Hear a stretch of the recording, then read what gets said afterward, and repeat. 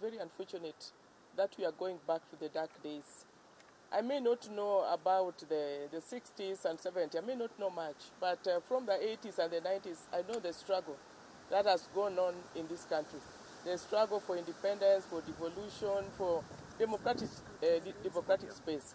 For a long time, it has been a struggle until it reached a point when we thought there is already a breakthrough.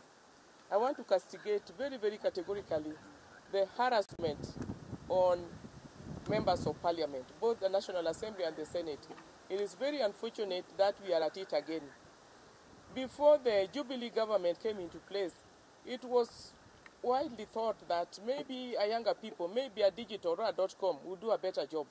But unfortunately, we have gone backwards to the dark days of KANU, the dark days of one-party state, and instead of making gains, we are moving backwards, and it's very unfortunate. Of the last 3-4 days since the swearing in of our president, we have not had any sleep as MPs. We have been harassed.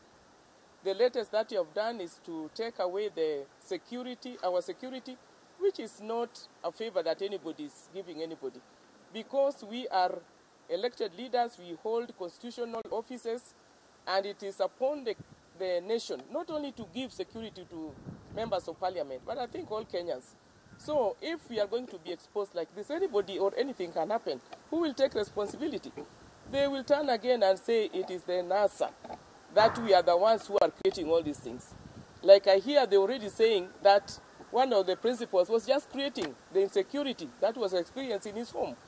So anything is open to all these things. I just want to ask the president, President Uhuru, that much as he's sitting on that seat, in his heart he knows very well that the seat does not belong to him. It belongs to somebody else who is outside. So that should be noted very categorically, and it's very, very clear.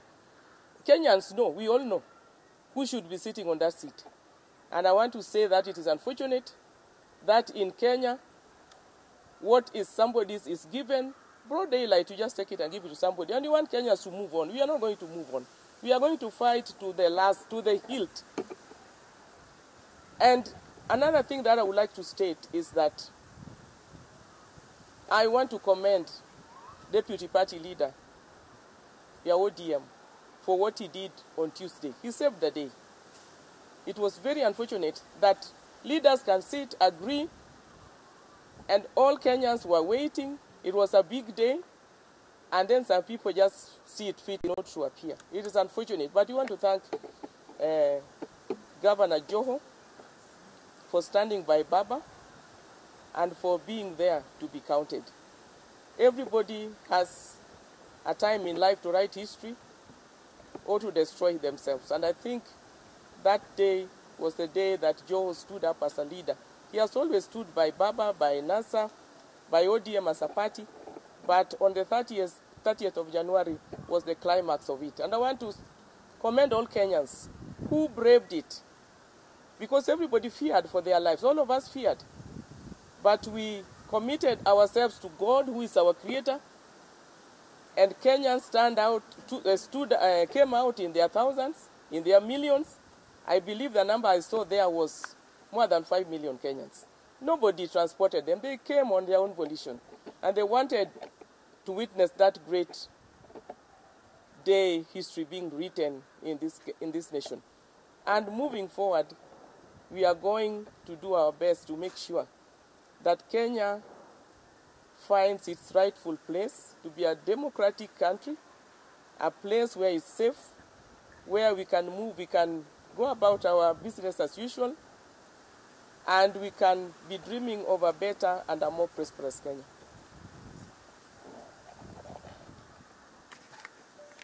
We will always move forward as a team. And we are thinking of several options. We have to move as a team. Security is a given. It is not something we want to beg from anybody. If it means going to court, we will end up there. Finally, now... I don't think, for me, I don't fear anything. Where it has reached, it has reached. we are ready for anything. They will come for one, come for two, come for all of us. I don't think I'm afraid, and I don't think none of us is.